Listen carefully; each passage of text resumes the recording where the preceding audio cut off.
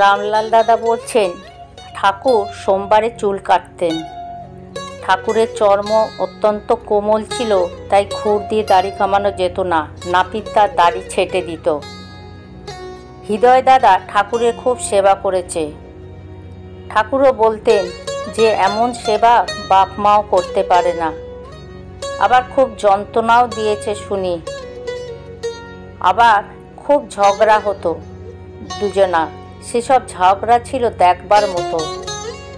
ঠাকুর যখন হৃদয় দাদার উপর রেগে যেতেন, তখন তিনি হৃদয় দাদাকে যা তা গালাগালি দিতেন, সেসব মুখে আনা যায় না।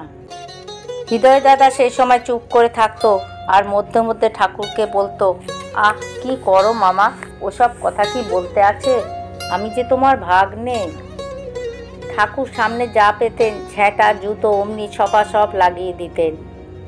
এইসব ব্যাপার দেখে আমি ভাবতুম, এইবার বুঝি দুজনে ছাড়াছাড়ি আড়ি হয়ে যাবে, কিন্তু তা হতো না। পরক্ষণে আবার দুজনের ভালোবাসা, কত কথা ইয়ার্কি চলত। আবার হৃদয় দাদা যখন ঠাকুরকে কিছু বলতেন, তখন আবার ঠাকুর চুপ করে শুনতেন। দক্ষিণেশ্বরের ঘরে কত নাচ গান, কথা, রঙ্গরস হয়েছে। ঠাকুর এমন রঙ্গরস করতেন যে হেসে হেসে হাড়ি বেদনা হতো।